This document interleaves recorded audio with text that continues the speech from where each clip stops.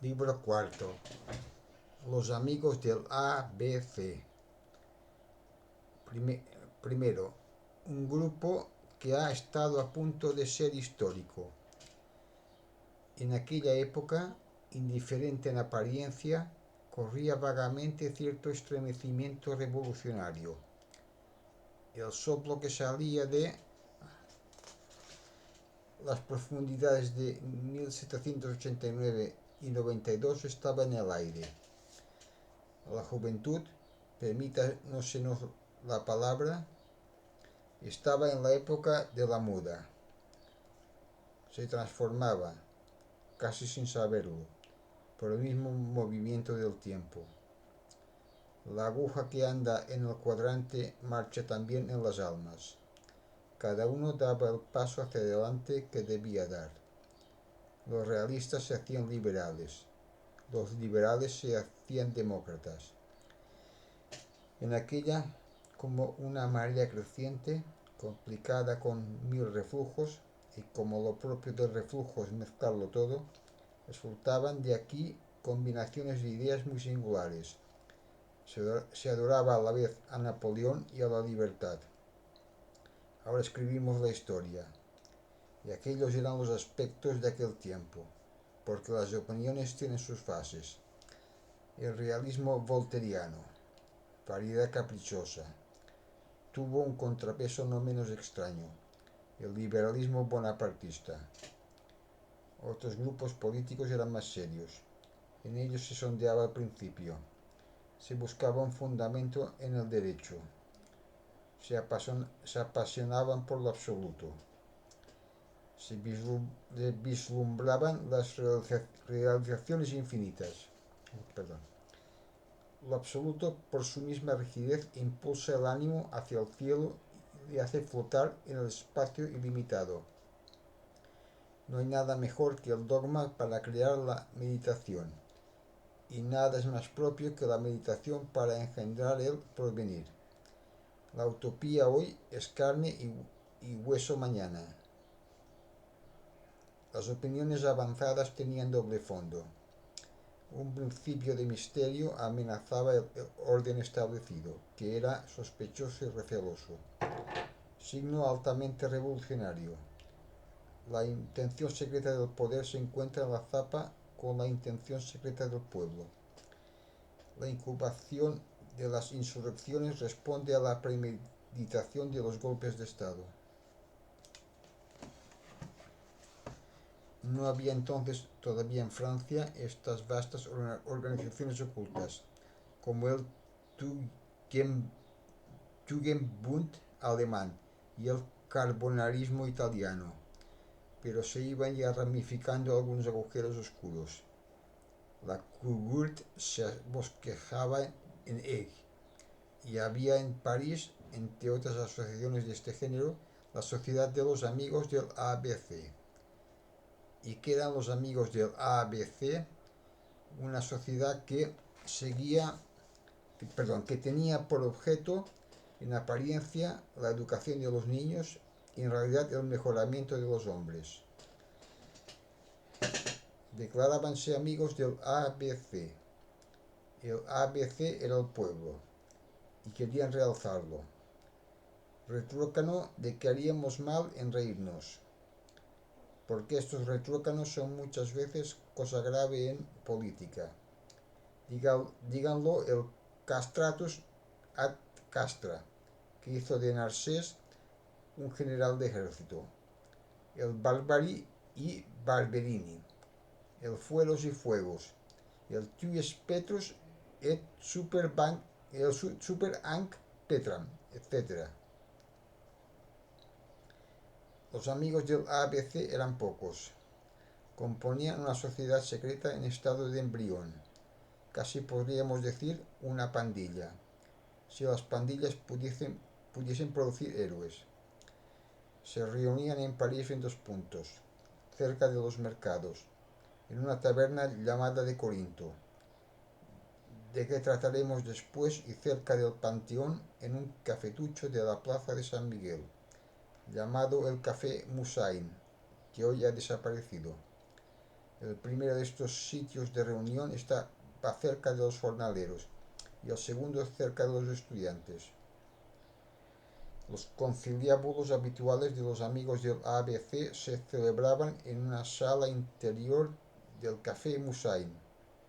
Esta sala, bastante apartada del café, con el cual se comunicaba por un largo corredor, tenía dos ventanas y una puerta con escalera secreta que daba a la callejuela del Gres. Allí se fumaba, se bebía, se jugaba y se reía.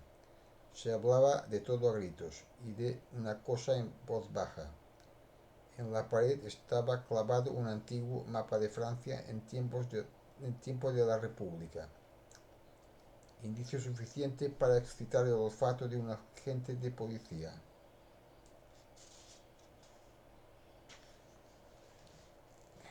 La mayor parte de los amigos del ABC eran estudiantes, en cordial inteligencia con algunos obreros. Véanse algunos nombres de los principales, que pertenecen en algún modo a la historia. En Enjolras, Combeferre, Juan Prouvaire, Feuilly, Courfeyrac, Bahorel, Lesgle o Legle, Joly, Grantaire, Esos jóvenes formaban una especie de familia a fuerza de amistad. Todos, excepto Legle, eran del mediodía.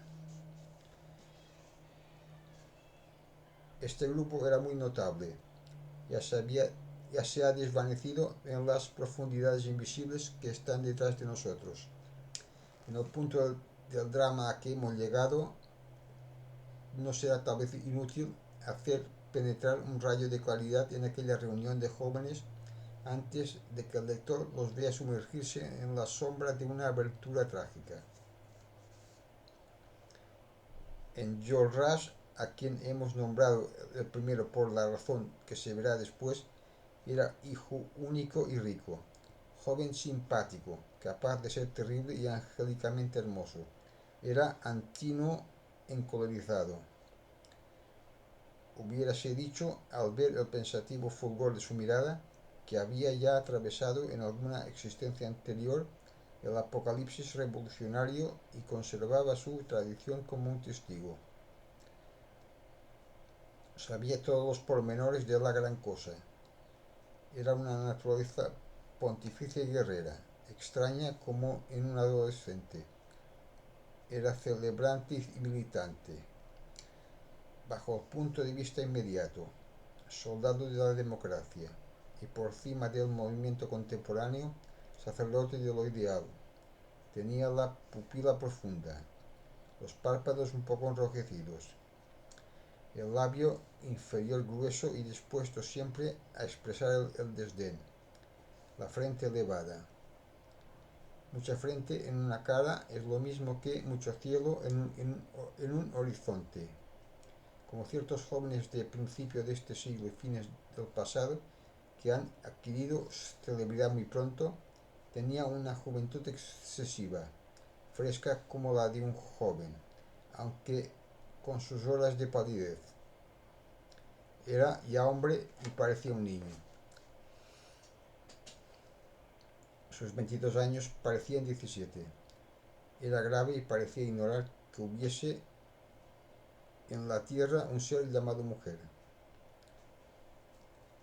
No tenía más que una pasión, el derecho, ni más que un pensamiento, destruir los obstáculos. En el monte Aventino hubiera sido Graco, y en la convención Saint-Just. Apenas conocía las razas, desconocía la primavera, no oía cantar a los pájaros. La garganta desnuda de Evadne no le habría conmovido más que Aristogitón.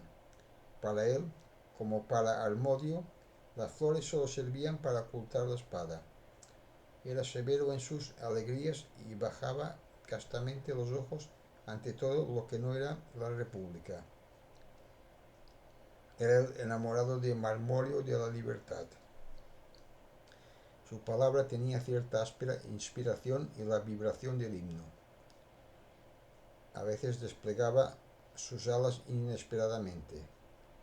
Desgraciado el amor si se hubiera atrevido a pasar a su lado. Si alguna modistilla de la plaza de Cambrai o de la calle de San Juan de Beauvais, al ver aquella fisonomía que parecía escapada del colegio, aquella figura de paje, aquellas largas cejas rubias, aquellos ojos azules, aquella cabellera movida tumultuosamente por el viento, aquellas mejillas sonrosadas, aquellos labios vírgenes, aquellos dientes perfectos, hubiera sentido algún apetito de aquella aurora. Hubiera tratado de ensayar el efecto de su belleza en Enjolras. Una mirada sorprendente y temible le habría mostrado bruscamente el abismo y le habría enseñado a no confundir el querubín enamoradizo de Beaumarchais con el formidable querubín de Ezequiel. Al lado de Enjolras, que representaba la lógica de la revolución, Combeferre representaba su filosofía. Entre la lógica y la filosofía de la revolución hay esta diferencia, que la lógica puede ir a parar a la guerra, mientras que la filosofía no puede menos de tener por última consecuencia la paz. Combeferre completaba y rectificaba a Enjolras. Era más bajo y más grueso. Quería que se imbuyese en los ánimos los principios extensos de ideas generales. Revolución, decía, pero también civilización. Y en derredor de la montaña Pico abría el vasto horizonte azul. De aquí provenía que en todas las teorías de Combeferre había algo de accesible y practicable. La revolución era más respetable con él que con Enjolras, porque Enjolras expresaba el derecho divino y Combeferre el derecho natural. El primero se eslabonaba con Robespierre, el segundo confinaba con Condorcet. Combeferre vivía más que Enjolras la vida de todo el mundo. Si hubiera sido dado a estos dos jóvenes llegar a la historia, el uno habría sido el justo, el otro el sabio. Enjolras era más viril, Combeferre más humano. Homo y vir, estas palabras las califican exactamente. Combeferre era tan afable como severo Enjolras, por su inocencia natural. Le gustaba la palabra ciudadano, pero prefería la palabra hombre, y de buena gana habría dicho hombre como los españoles, en vez de homme como los franceses. Todo lo leía, iba a los teatros, seguía los cursos públicos, aprendía de Arago la polarización de la luz, se apasionaba por una lección en que Geoffroy Saint-Hilaire había explicado la doble función de la arteria carótida externa y de la arteria carótida interna, la una que constituye el rostro y la otra que constituye el cerebro. Estaba al corriente, seguía la ciencia paso a paso. Confrontaba a Saint-Simon con Fourier, descifraba los jeroglíficos, rompía los guijarros que encontraba y hablaba de geología. Pintaba de memoria una mariposa Bombix. Señalaba las faltas del diccionario de la Academia Francesa. Estudiaba a Pichegor y Deleuze. No afirmaba nada, ni aun los milagros. No negaba nada, ni aun las apariciones. Hojeaba la colección del Monitor. Meditaba. Decía, el porvenir está en manos del maestro de escuela. Y le ocupaba mucho las cuestiones de educación.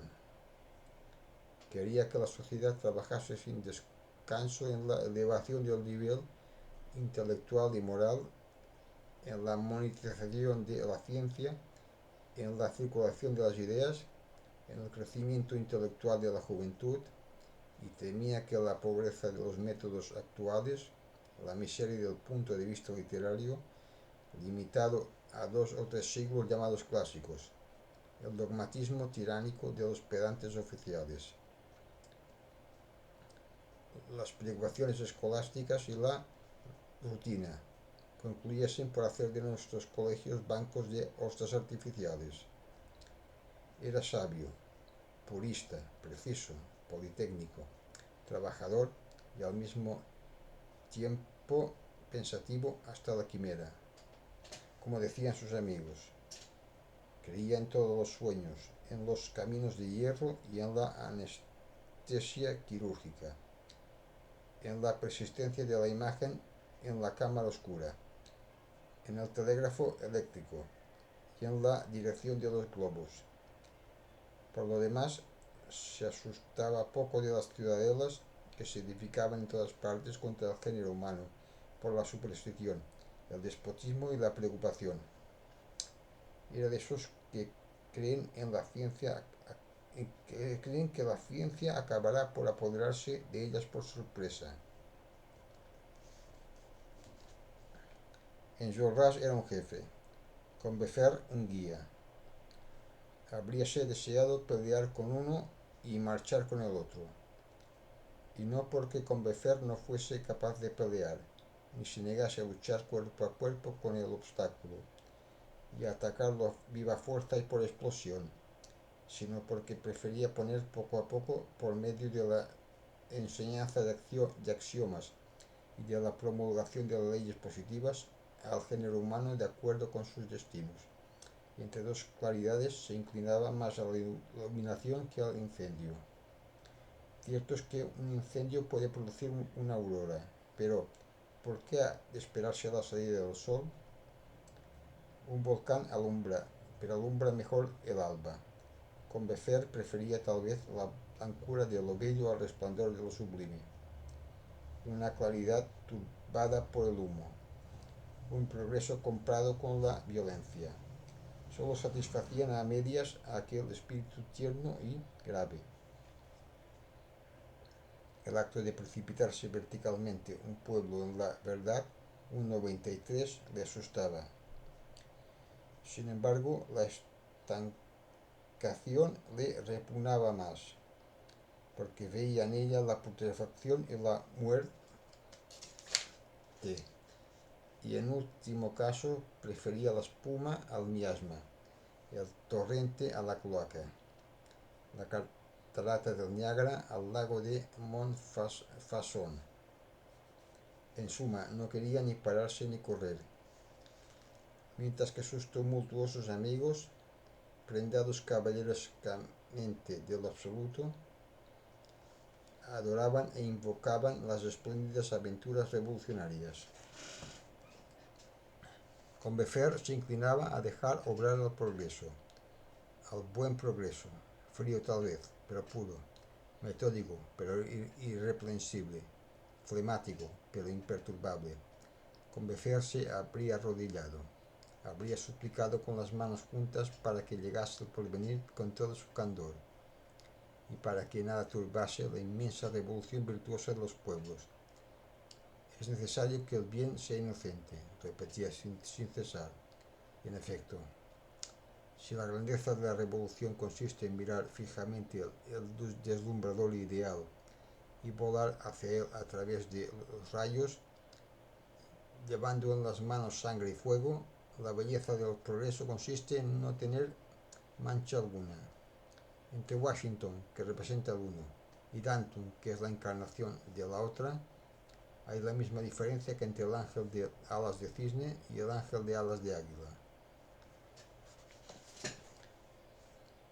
Juan Prouvaire era un tipo más templado aún que Combeferre. Se llamaba Johann por un capricho pasajero que se mezclaba con el poderoso y profundo movimiento de donde ha salido el estudio tan necesario de la Edad Media. Juan Prouvaire era enamorado, cultivaba un tiesto, tocaba la flauta, hacía versos, amaba al pueblo, se compadecía de la mujer, lloraba por los niños, confundía en la misma esperanza el porvenir y Dios, y censuraba a la revolución por haber cortado una cabeza real.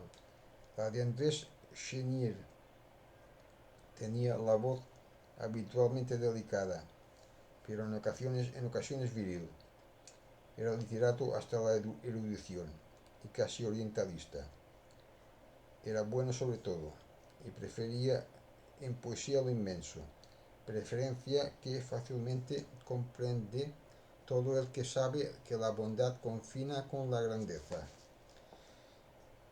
Sabía el italiano, el latín, el griego y el hebreo, lo cual le servía para no leer más que 4 poetas: Dante, Juvenal, Esquilo e Isaías. En francés daba la preferencia a Corneille sobre Racine y a Agripa de Aubigné sobre Corneille. Le gustaba vagar por los campos cubiertos de avena silvestre y de campanillas, que le ocupaban tanto las nubes como los acontecimientos. Su espíritu solía tomar 2 actitudes, una mirando al hombre y otra mirando a Dios. Estudiaba o contemplaba. Por el día profundizaba las cuestiones sociales, el salario, el capital, el crédito, el matrimonio, la religión, la libertad de pensar, la libertad de amar, la educación, la penalidad, la miseria, la asociación, la propiedad, la producción y la repartición, el enigma de aquí abajo que cubre la sombra el hormigueo humano. Por la noche contemplaba los astros, esos seres enormes. Como Enjolras era rico e hijo único. Hablaba despacio, inclinaba la cabeza, bajaba los ojos, se sonreía con embarazo, se cuidaba poco, tenía mala facha, se ruborizaba por nada y era muy tímido. Por lo demás era intrépido. Feuilly era un abaniquero, huérfano de padre y madre, que ganaba penosamente 3 francos al día y que no tenía más que un pensamiento: libertar al mundo. Tenía otra idea fija: instruirse, lo que llamaba también libertarse. Había aprendido por sí solo a leer y a escribir. Todo lo que sabía lo había aprendido así. Tenía corazón generoso y quería abrazar lo inmenso. Aquel huérfano había hecho hijos adoptivos suyos a los pueblos. Habiéndole faltado su madre, había pensado en la patria, y no quería que hubiese en la tierra un hombre sin patria.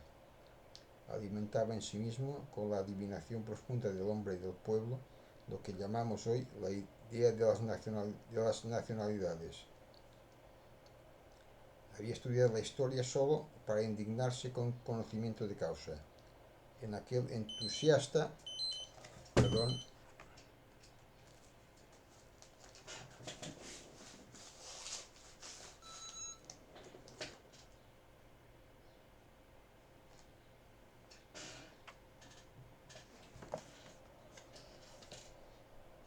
en aquel entusiasta cenáculo de utopistas que trataba principalmente de Francia, él representaba el exterior. Su manía eran la Grecia, la Polonia, la Hungría, la Rumanía y la Italia. Pronunciaba estos nombres continuamente, a propósito y fuera de propósito, con la tenacidad del derecho. La Turquía sobre la Grecia y la Tesalia, la Rusia sobre Varsovia, el Austria sobre Venecia. Todas estas violaciones le exasperaban, pero entre todas la gran violencia de 1772 le sublevaba. No hay elocuencia más soberana que la verdad de la indignación. Y él era elocuente con esta elocuencia.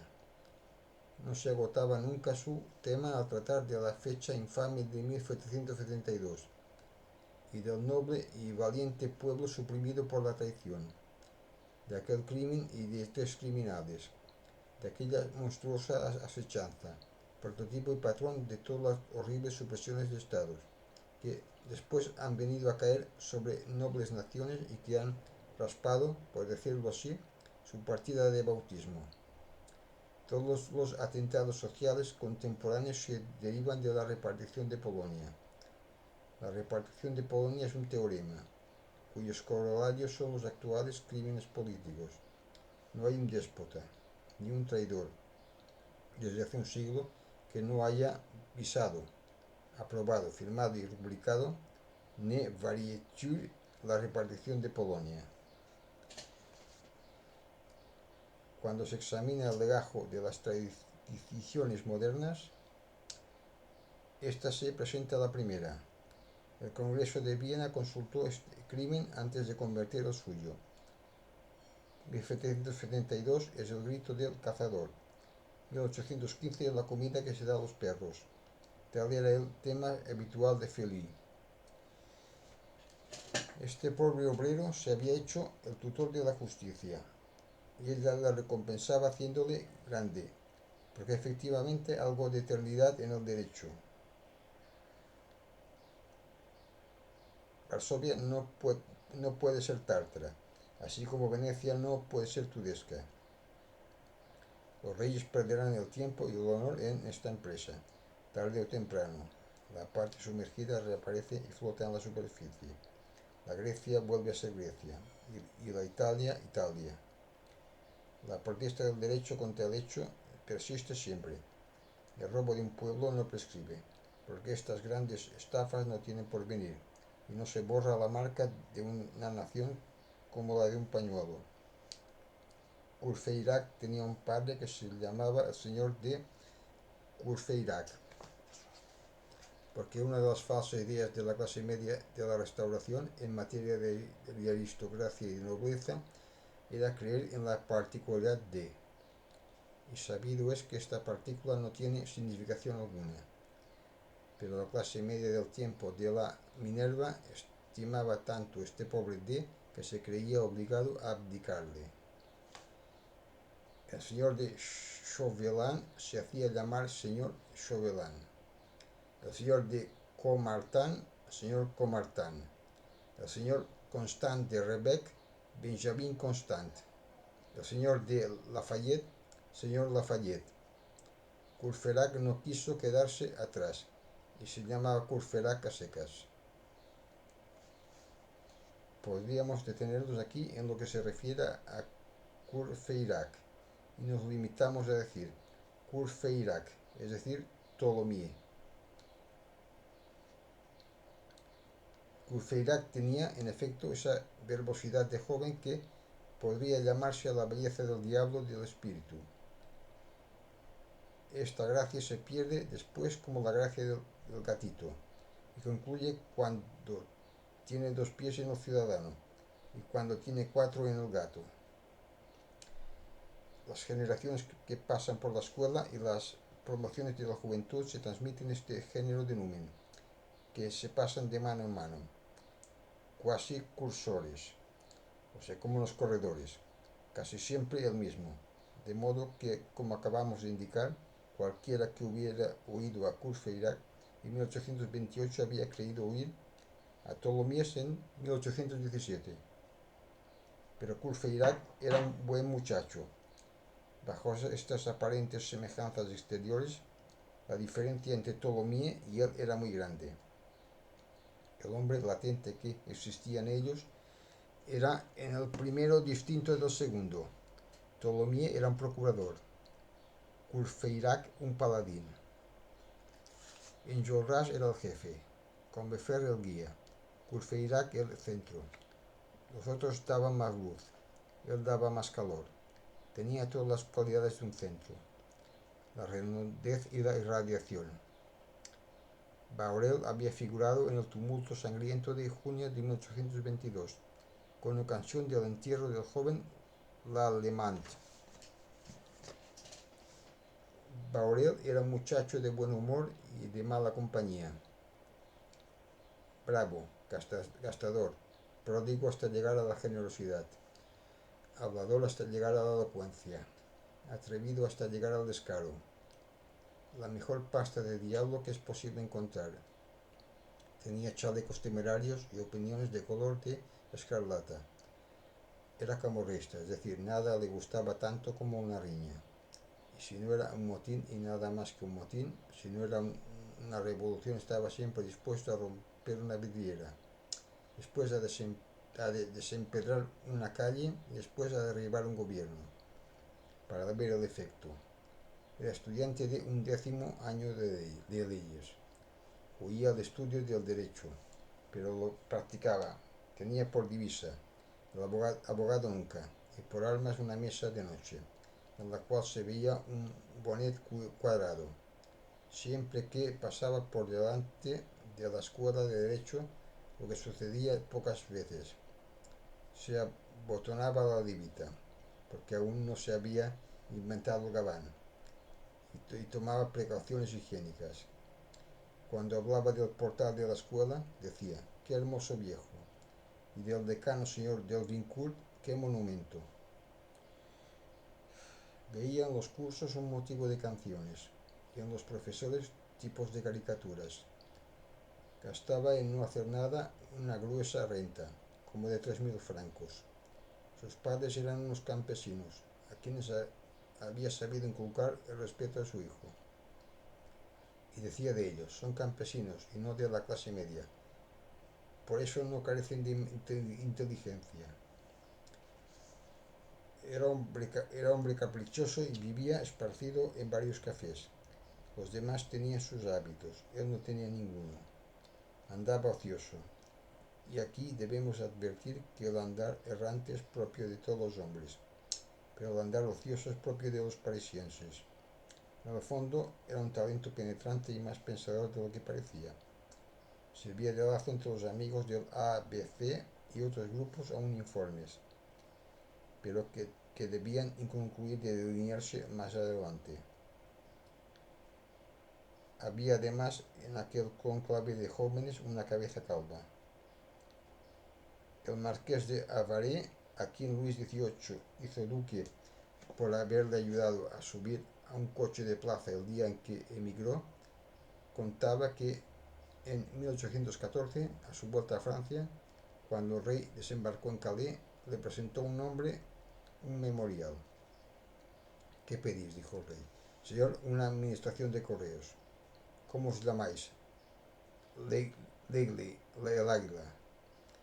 El rey frunció el entrecejo, miró la firma del memorial y vio el nombre, escrito así: «Lesgle». Esta ortografía poco bonapartista tranquilizó al rey y le hizo sonreír. «Señor», continuó el hombre del memorial, «tengo entre mis antepasados un perrero, a quien llamaban les Gueules, o sea, bocaza. Este mote me ha dado mi nombre. Me llamo Les Gueules, por contracción Leslie, y por corrupción Leigle». Esto hizo que el rey acabara de sonreírse, y por fin le dio la administración de correos de Meaux, no sabemos si inocente o intencionadamente. El miembro calvo del grupo era hijo de este, Lesgle o Legle, y se firmaba Legle, de Meaux. Sus camaradas, para abreviar, le llamaban Bossuet. Bossuet era un muchacho alegre y desgraciado. Su especialidad consistía en que todo le salía mal, pero se reía de todo. A los 25 años era ya calvo.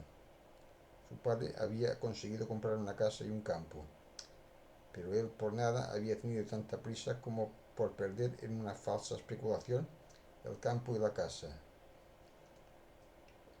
y no le había quedado nada. Tenía ciencia y talento, pero todo le salía al revés.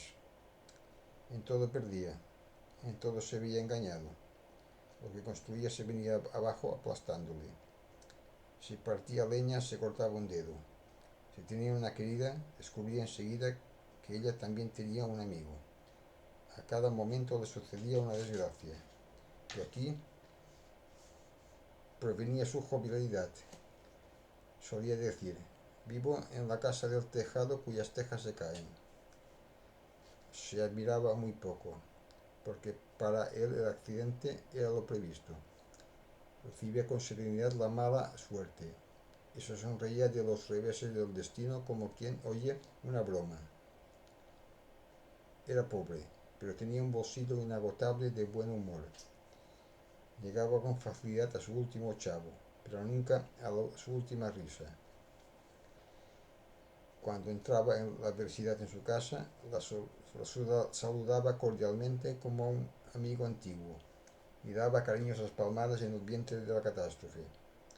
Tenía franqueza con la fatalidad hasta el punto de llamarla por su nombre familiar. Buenos días, mala suerte, decía.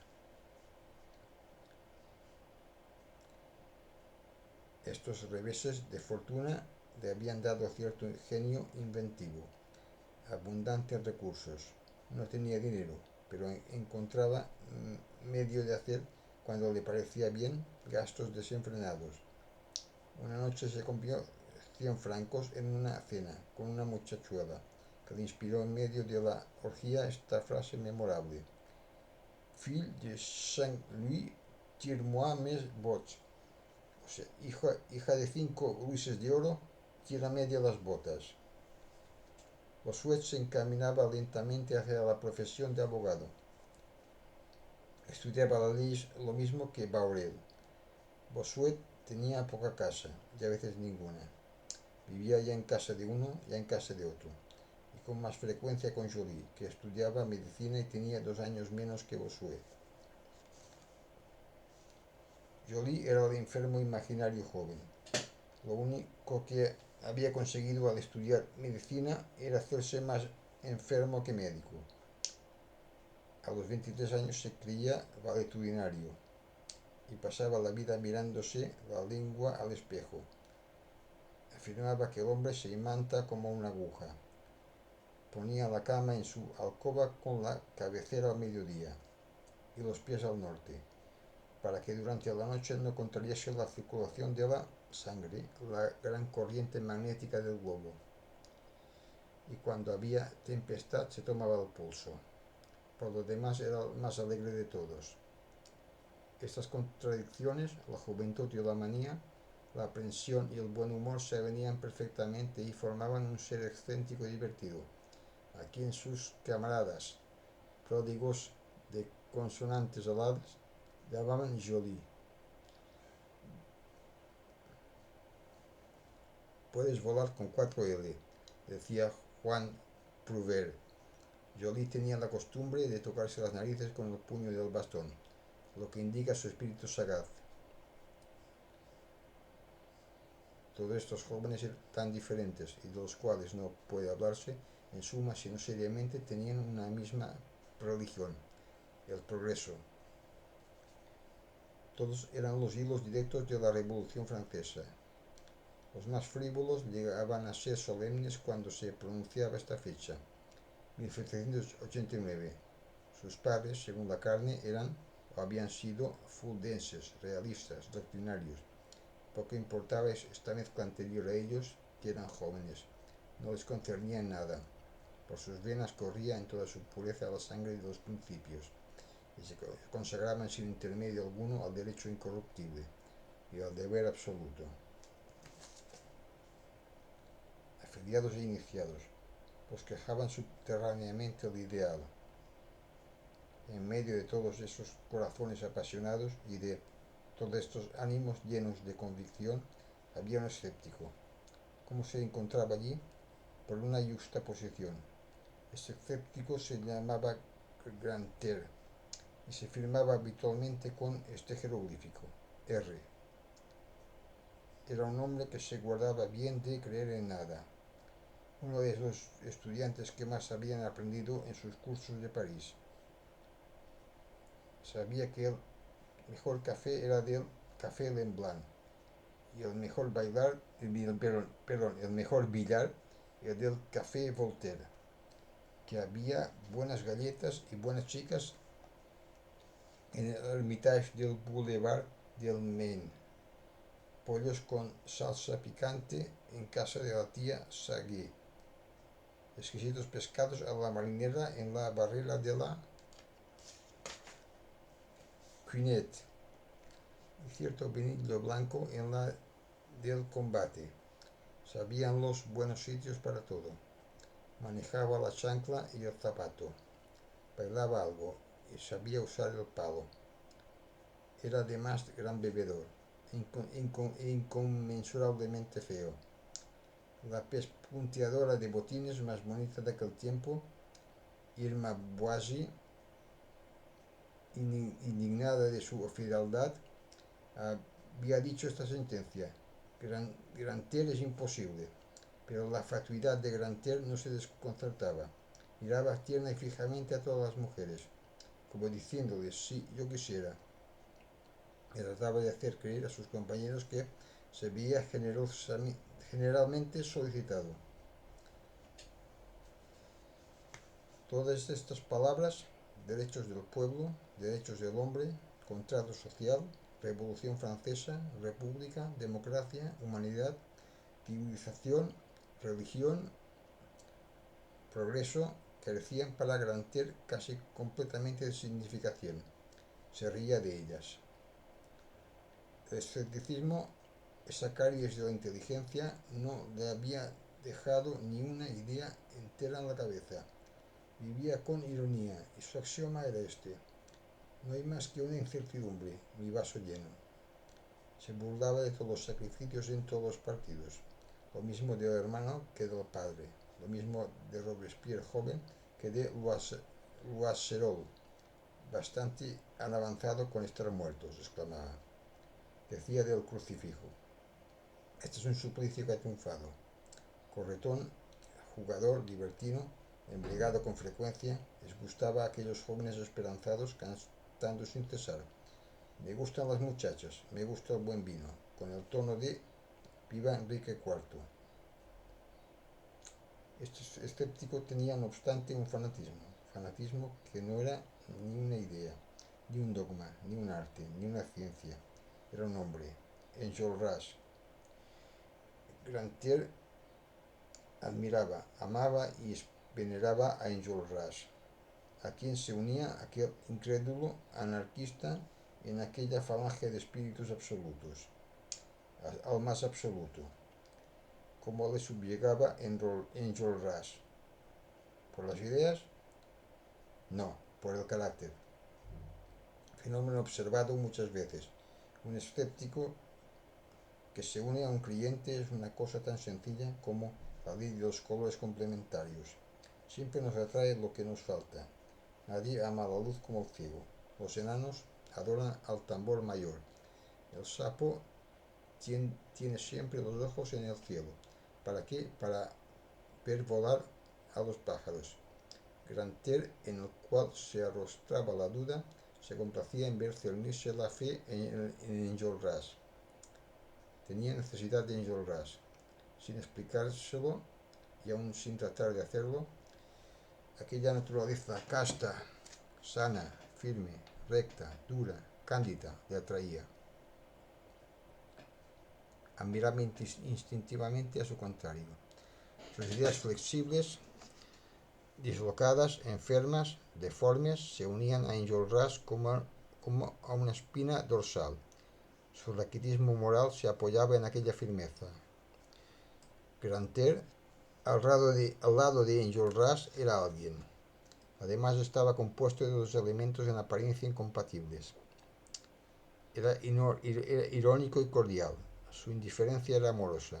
Su mente podía pasarse sin creencias, pero su corazón no podía prescindir de la amistad. Contradicción profunda, porque un afecto no es una convicción, pero su naturaleza era así, porque hay hombres que parece que han nacido para ser el verso, el anverso y el reverso, que son al mismo tiempo Polú y Patroclo, Niso y Eudámidas, Hefestión y Permeja. Solo viven a condición de estar unidos a otro. Su nombre es una continuación. Eso se escribe precedido de la conjunción, más lento. Y su existencia no les pertenece.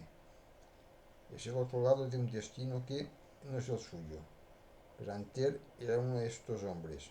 Era el reverso de Enjolras. Casi podría decirse que las afinidades principian con las letras del alfabeto.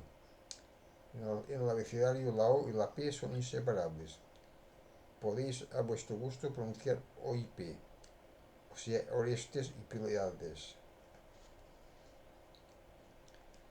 Grantier, un verdadero salatín de Enjolras, frecuentaba este círculo de jóvenes. Solo allí vivía, solo allí gozaba y los seguía a todas partes. Todo su placer era ver ir y venir aquellos perfiles en los vapores del vino. Se le toleraba por su buen humor. Enjolras, creyente y sobrio, despreciaba a este escéptico y a este borracho. Solo le concedía un poco de lástima altanera.